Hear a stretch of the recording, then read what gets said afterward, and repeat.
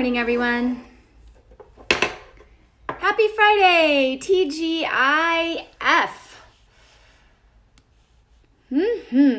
I am glad it's Friday. It has been a busy week, so I am very ready for the weekend. Very ready for the weekend. So I have some projects going on around the house that I need to wrap up that I'm very excited for. I'm going to put up some stuff on the wall and hang shelves, and I got all sorts of stuff going on. So I'm excited to have a couple days to be able to do that. I hope you guys have had a great week, and I hope you have some nice plans this weekend. So I'm definitely looking forward to it. I'm glad it's busy, but Saturday does come with gratitude this week. So hello, good morning. Good morning to everyone. So nice to see you. Just waiting for a few of you. We're going to talk about prebiotics today, not probiotics, prebiotics, and the difference between them and some foods that you can eat to help, and why they're important and why they're lacking in our diet. You know, some education on general prebiotics, prebiotic foods, when you should use them, when you shouldn't, those types of things. So it should be a pretty interesting topic, and hopefully one that you'd like to learn more about today. What's the matter? Oh, she's got her ball. Okay. Piggy's back. I kicked her out yesterday, but today she's back, so we'll watch her play in the background. So anyway, good morning. I'm Dr. Tricia Pingel. This is your morning checkup. It is Friday, June 26th. I cannot believe it's almost July. Where did the time go? I do not know. It's crazy. It's almost July 4th. That's insane. Haven't even thought about it. So anyway, many of you may have heard the term prebiotic, right? And that's different than a probiotic. I did, someone asking about thoughts on kombucha. I'll come back to that. Let me make a little note here. Remind me if I don't, but I will. There are differences, and in some people you can react to prebiotics or probiotics, and other people they're very beneficial. In general, in a healthy being, you want to make sure that you're getting enough prebiotics, okay? Here's why.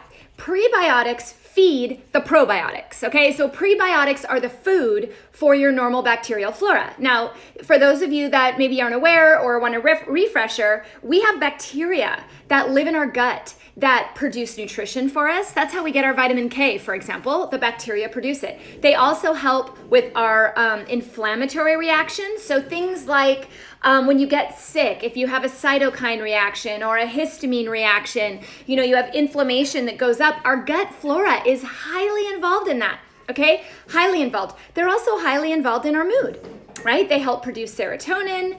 They communicate with the brain in this gut-brain axis. So those bacteria are really, really important. We have a symbiotic relationship with them. So prebiotics is feeding them. You know, just like I provide Piggy with food every day, we need to provide our good gut flora with food, and that's what prebiotics are. Now, little disclaimer, if your gut flora is way out of whack, prebiotics can sometimes make your symptoms worse. I had someone just recently say that onions, which is a prebiotic, cause gas, significant gas in them. Now, it could simply be an allergy, but it could also be that it's feeding a bug that maybe is overgrowing in the gut, or that there's an imbalance of flora in there. And so whenever we get gas, that's bacteria letting off steam, okay? So gas is usually a sign that there's a bacterial issue or a breakdown issue higher in the stomach.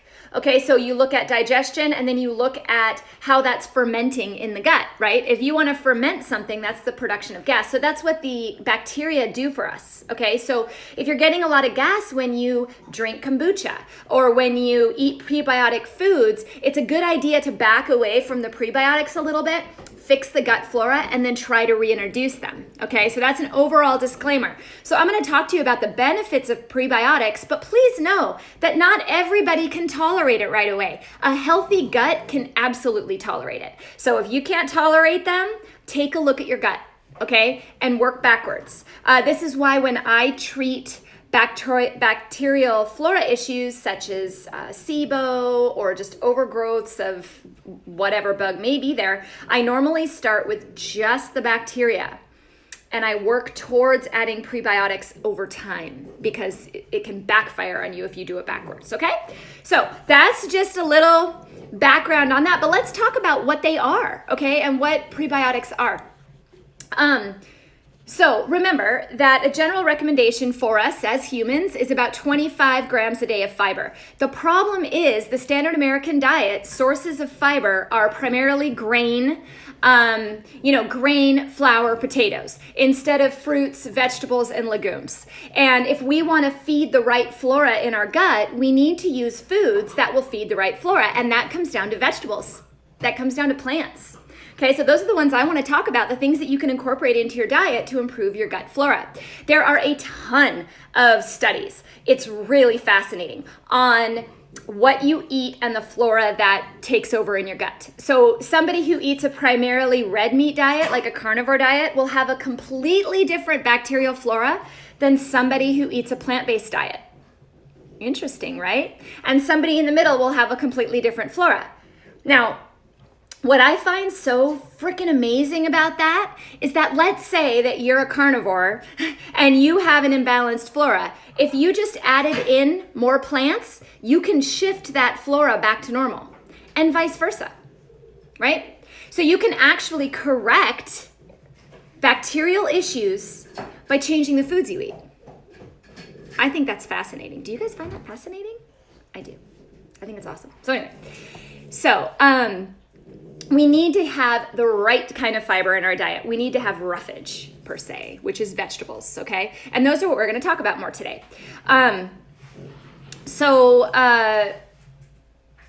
Probiotics, just for review, because I see a lot of people coming in now. Hi, good morning. Hey, probiotics are the bacteria in your gut. Prebiotics feed the bacteria, okay? So, food sources of probiotics include fermented foods. So you're looking at things like sauerkraut, yogurts, anything that's been grown by bacteria. So that will help the flora directly. But what we're talking about is the food that we're feeding them. Piggy, are you okay? Oh boy. Can you guys hear that? She cracks me up.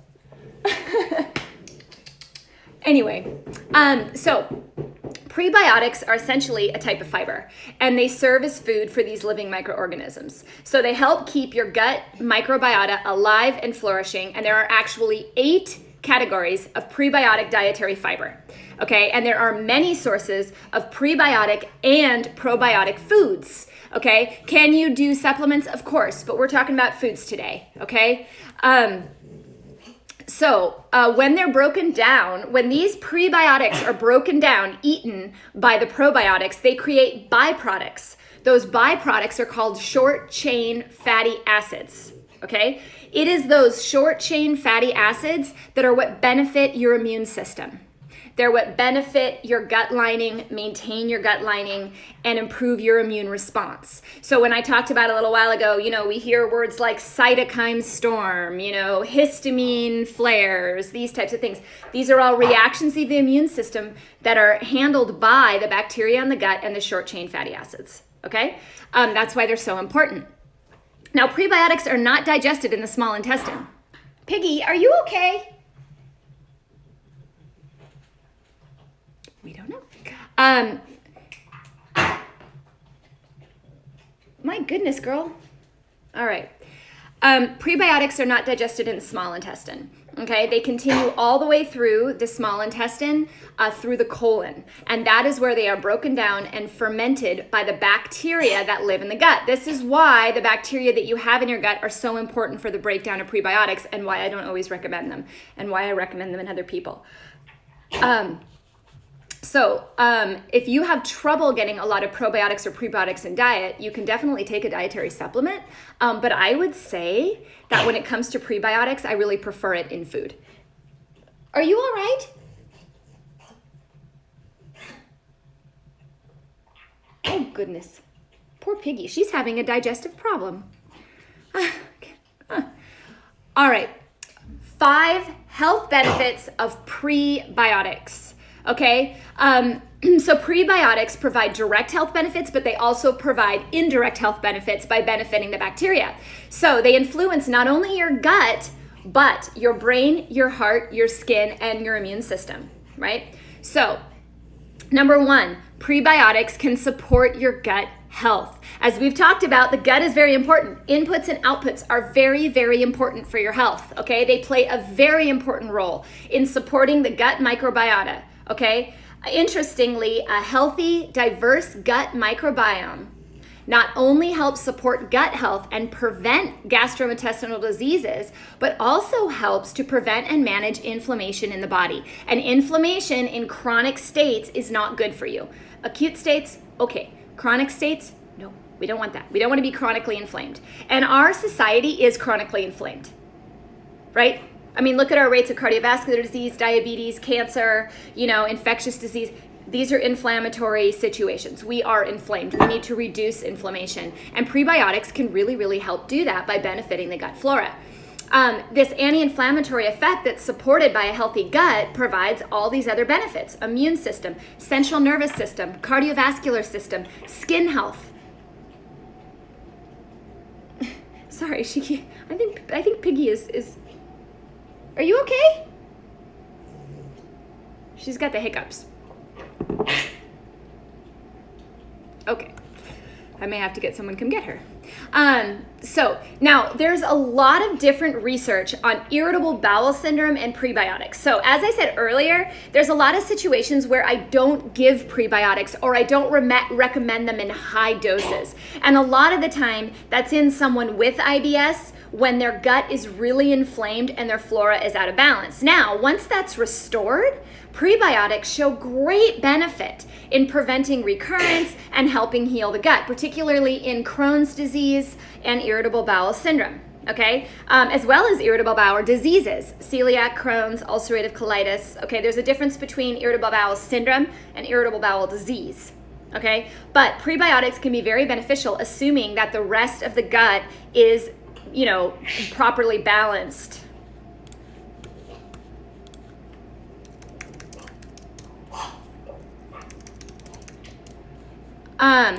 Okay, good morning. Good morning. Number 2, prebiotics can help boost the immune system. The I'm gonna have my husband come get my dog because she's apparently not feeling great right now. We'll see. The anti-inflammatory effects indirectly stimulated by prebiotics also help support the immune system. So it's very, very important for the immune system and for the gut integrity. Number 3, prebiotics can help the central nervous system. Now, why do we care about the central nervous system? Think about depression, anxiety, insomnia, right? These are all things that we're dealing with on a regular basis, okay? A healthy balance between these prebiotics and these probiotics help ensure this healthy gut-brain axis that I talk about all the time. What's the gut-brain axis? It's a communication system. In fact, even in research, they're starting to consider this its own organ, like the microbiota, the microbiome being its own separate organ. Isn't that crazy? Because it controls so much of what our bodies do, which is cool. So prebiotics can influence memory. It can influence mood. It can help with learning due to their interactions with the gut microbiota. So neurotransmitters, stress hormones, people that have trouble focusing, ADHD, any type of central nervous issue that has gut relationship can be benefited by healthy gut prebiotics in food, okay? Mostly plants, okay? Maybe kombucha. Kombucha can be strong for people, like when you asked about that, kombucha can sometimes be too much.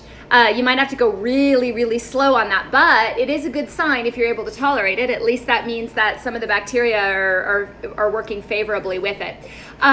Patients with, 70%, yeah, this is pretty cool. 70% of people who have autism also have gastrointestinal disorders. Okay, so compared to 9% of those that don't have autism.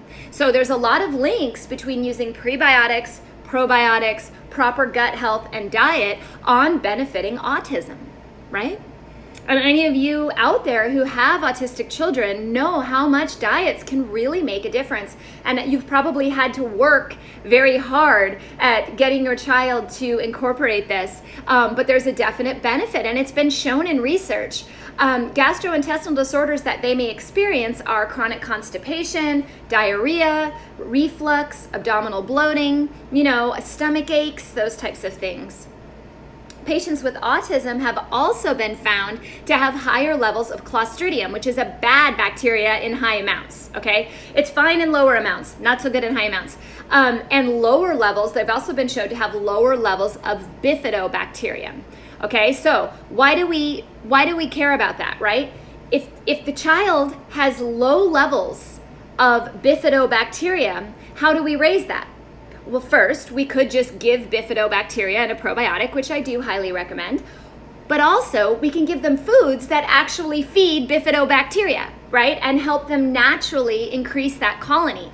That's pretty cool. That's also why a lot of the diets around autism treatment are around plants and are around nutrition and no dyes and no processed foods and low grain and low sugar and things like that. That's why, because we need to fix that gut microbiota. I wish I was an autism specialist. I'm not. I have general information about it, and I definitely understand the gut and how that influences. But watching people that work, especially in the naturopathic field with kids with autism, is quite fascinating, and the research that's out there is unbelievable. If this is an area that's of interest to you, look into it. There is a ton of information out there, and as I learn it and I can share it, I will. But yeah, absolutely. So they've definitely been shown. In fact, I have a link to that article on the prebiotic article in the section under central nervous system. There's a link to the article about autism children having lower levels of bifido and higher levels of Clostridium, just for your education. All right, I think Piggy's okay now. Is she alive? Yes, okay, good. Thank goodness. That was a little crazy. Anyway, all right. Number 4, benefit of prebiotics, lowers the risk of cardiovascular disease. Now, you guys all know how I feel about cardiovascular disease and how it is the top killer here in America. Over 500,000 people per year, around 650,000 people with cardiovascular disease. It's the number 1 cause of death in the United States. Okay, and I think the stat I gave the other day was like 90% of it is preventable. Crazy. So here's a way you can prevent it, and here's a way that you can improve it. Okay, so proper diet and exercise are still the 2 best preventative measures to take against cardiovascular disease. Okay, but prebiotics are actually known to have an indirect effect on this by helping decreasing the risk of heart disease because of the anti-inflammatory action and protecting the gut with proper flora, okay, which is very, very important in heart health as well. Number 5, skin allergies, skin health. We've already talked about how it impacts the immune system. So whenever you have an outbreak on your skin, that's the immune system causing a reaction, right? If you're allergic to a detergent and you touch it and you flare out in a rash, that's the immune system saying, yikes. Right? So you can downregulate that. You can downregulate that response by supporting the gut flora. Prebiotics are a great way to do that. Okay? All right. Now, let's talk about 10 prebiotic foods, because you might be surprised by this. I think most people automatically think yogurt and sauerkraut, but that's probiotic. Okay? So this is different. Number 1, and you guys, this is one of my favorites and one that I know my kids eat every day, apples. I grew up in the state of Washington, the place of apples, and apples are an incredible way to get prebiotics. It not only provides healthy prebiotic fiber, which helps keep your gut microbiome balanced, but it's also easy, right? It's easy to snack on an apple, right? If you want a little protein with it, you can slide on some almond butter, some cashew butter, you can dip it in different types of sauces. You could make a tahini sauce. I like, there's a tahini lemon maple sauce that I make. Like to dip apples in that. I add apples to my salads, which gives me a lot of bang for my buck. Chop them up, add them to things, throw them in things. Oh my gosh, we talked about sweet potatoes the other day. I love to roast sweet potatoes with apples. Now, obviously, when you cook the apple, it takes some of that impact away, okay? So if you can try incorporating some raw apples in there, that's great. But just so you know, you can incorporate it all over the place, these types of foods. Ah, yes, well, you're in Wenatchee, apple capital, beautiful. Love it. My good friend Brenda out there in Wenatchee, yes. Send me some apples. Number 2, asparagus. Did you know that asparagus was a prebiotic food? Right? Now, asparagus is one of those that has its best benefit when raw or just slightly steamed. If you cook the asparagus too far, you take a lot of that fiber out. Now, it's still there, just not in so much abundance. So if you're trying to use it as a prebiotic, lightly steaming it or chopping it up into salads, is a great option. I'm being asked by Kelly, does it matter what type of apple? Not particularly. I definitely would include the skin, and I rotate the different types. I mean, some have different flavors, right, for different things. I find apples hard to digest. Yeah, once again, with all these foods, sometimes people have intolerances to them, or maybe there aren't the right enzymes. You can try using a digestive enzyme. You can try, using a little bit of apple cider vinegar, perhaps, when you eat it. I don't know if it's the acidity per se, or maybe just breaking down the fiber, or maybe your gut flora is giving a hard time with it. You could try roasting them and see if you still have the same reaction, if it's a raw apple that's a problem or apples in general, and then maybe a food intolerance test. Maybe it's one that's just simply not okay with you, So asparagus, I like to roast it. I'm not really a fan of raw asparagus. It just doesn't sit with me very well. I will eat it in a salad, and I think it's a beneficial thing to incorporate. But asparagus is a good one. All right, number 3, this is one that everybody loves, I think. Bananas. I would say in my household, we probably go through about 8 bananas a day. I mean, it's ridiculous. My kids eat bananas all day long. They must have the best gut flora. But they're also a great addition to smoothies. And you know what? Actually, on the apple point, Diana, do you add apples to smoothies or apple juices? You could juice an apple. However, you're going to lose a lot of the fiber component when you juice it. So if you could add it to a smoothie and blend it up, you might get some benefit there too. Just a thought, But bananas, I have some great recipes on my website, lots of smoothie recipes. My cookbook has recipes. I'm a big fan of adding banana to pretty much every single smoothie I make, and I love bananas. So bananas are great for that. Leeks. Not many people are familiar with leeks. In fact, I think that would be a great article. I'll put that on the list, I think. Leeks are amazing, and most people don't think about them at all. We just immediately go to the onion, or the green onion or whatever. But a leek actually has amazing flavor and has a great source of prebiotics in it. I do have a recipe linked in the article. It's not mine, okay? It's somebody else's, but it's a roasted cauliflower and leek soup. And so you cook the leeks, but then you also top it with some raw leeks, so you're getting benefit from all of it. Number 5, very common, onions. Now, many of you probably don't react well to raw onions. A lot of people don't. Number 1, same thing, consider maybe your gut flora isn't real happy with you right now. Do you have enough bifidobacteria? Do you have enough enzymes in the gut to break it down? You could always try to cook the onions slightly, see if you have the same response. Onions are great. I love red onions, but I use white onions as well. I try to switch it up. I would say that there are onions in my diet every day. Most of the time I cook them, but I do add raw onions to salads. I will tell you, on salads with apples, I love to put onions with that. For some reason, red onions and apples just go really well together. Do I pay extra, or is organic best for bananas and apples? I definitely would go organic with apples if you can. because of the skin. Like with a banana, you peel the skin off. So the pesticides do not penetrate as far into the banana as they would into the apple. Although, I still always try to prefer organic, but there are certain ones that are more toxin or have more pesticide on them than others, apple being one of them. So I definitely would go organic with apple, and I would definitely do an apple cider vinegar wash or something before consuming it. I do have a list, Martha. I know it's on my Instagram. Pretty sure it's on my website as well, of the top, the foods that you should buy organic with. I'll see if I can find it and put it below your comment. So onions, great. I also have an apple cider vinegar coleslaw on my website that has onions and apples. We have all sorts of fun recipes. I always try to incorporate these types of foods in my recipes. So a lot of people ask, well, why do you put this recipe up? Or, oh, that looks, this or that. Well, they're nutritious. They're highly nutritious per bite. That is my goal, is to find foods that taste good that actually benefit your body. So onions, that's why onions are in a lot of my recipes. Garlic. Now, you either love garlic or you hate garlic, right? I love garlic. I put garlic in my cashew cream sauces. That's a great way to get it. If you don't like to eat raw garlic, which most people don't, that's an acquired taste.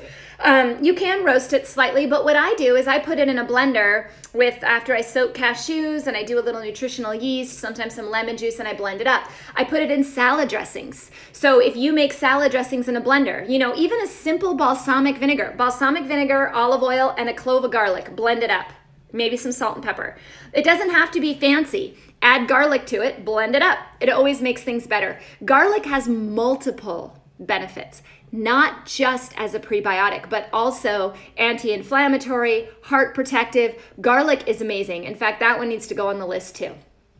I'll have to write an article on that as well. But I definitely throw garlic into pretty much everything. Now, number 7 is a Jerusalem artichoke. Do you guys know what that is? I don't know. I mean, I know, but a lot of people don't know. Typically people think of an artichoke, which is that bigger artichoke. Jerusalem artichokes are a little bit smaller. They're known as sunchokes, but they are great in salads. You can toss them with olive oil, vinegar, garlic, right? You could even put some onion in there, even some apples in there, and thyme. You can saute them in a frying pan. You can roast them in the oven. You can eat the heart. You can put the hearts on salads, pizzas, whatever. Jerusalem artichoke. There's actually a lot of benefit to the heart by artichokes as well, and to the blood. So they have multi-bang for their buck, but prebiotic being one of them.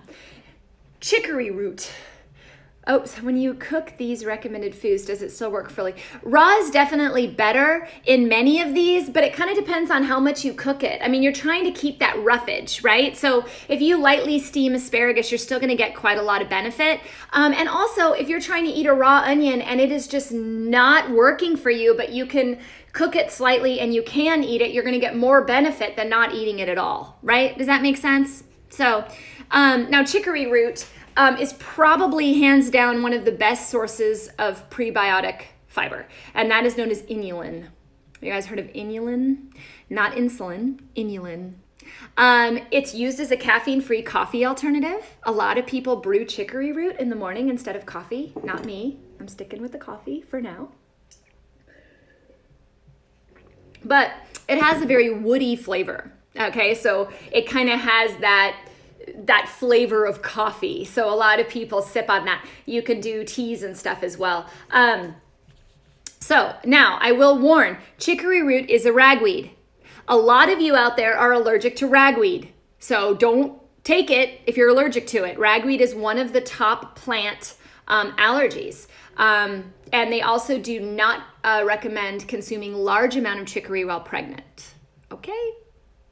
Now number 9 is dandelion greens. Now we've talked about dandelions, and that was a fun live. If you missed it, go back and watch it. Dandelion greens. I think I shared during that live that I had no idea what they were. I grew up in Washington where there were dandelions growing through the fields all the time, and I was more likely to pop the head off or make a wish or whatnot. In fact, it was funny, side note, I was up in Flagstaff maybe about a month ago.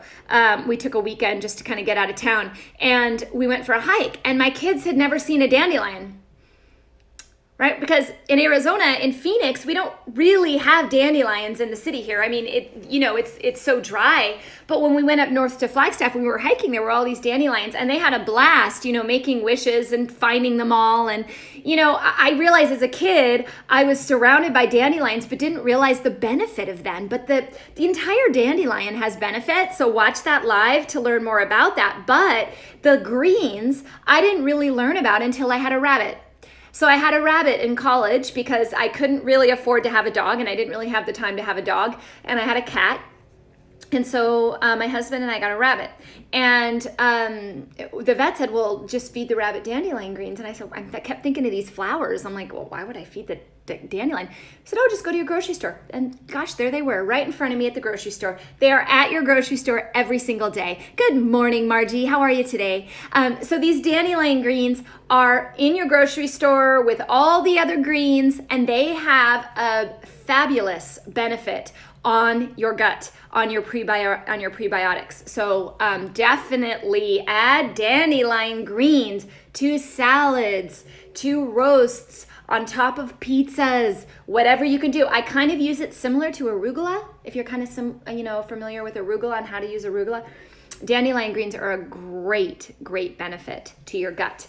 Lastly, number 10 today, the flaxseed. Now, not only are flax seeds amazing for omega-3, which provides a great source of healthy fat for your body, for your nerves, for your cells, for your skin, all of that, but they are also a way to get prebiotics into your body, and they have very low reactivity. So I find most people can tolerate flax seeds. Grind them up in your smoothie, sprinkle them on top of your oatmeal. They do have better benefit ground, but I'll mix it. I kind of mix it up. I throw it, whatever. Sometimes you just don't have time, so some is better than none. But you can easily sprinkle them on salads. You can add them to salad dressings. They are a fabulous egg replacer.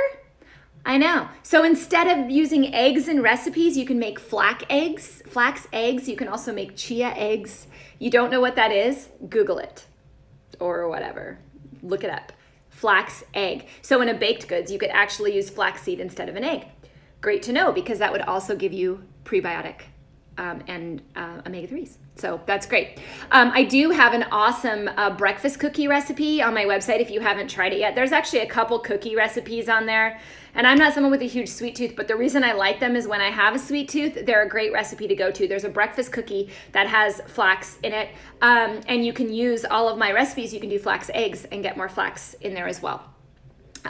So prebiotic foods, just to review, just to recap, prebiotics feed the probiotics, okay? They're not for everybody if your gut flora is way out of whack, but there is tons of research on prebiotic foods and prebiotics on gut health, immune health, central nervous system health, cardiovascular health, and allergies, okay? So great thing to try to incorporate. What's my goal here? Just work more plants in, right? How many plants do you eat per day? Add more.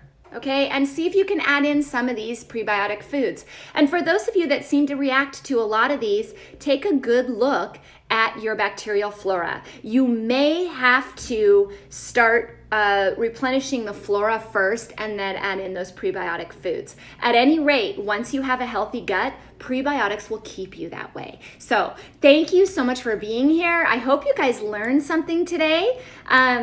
And once again, it is the weekend. Like, let's have some fun. I'm out to go do some fun things, to work on my house, to play with the kids, to go for a swim, maybe barbecue something. I don't know, but I could use a nice couple days of R&R, as I'm sure all of you could as well. So make sure to take care of yourselves this weekend. I will be back as usual on Monday at this time with another topic.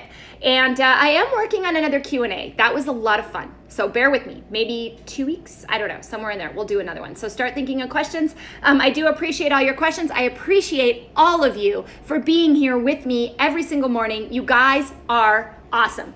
Have a wonderful weekend, and I'll see you Monday. Bye-bye now.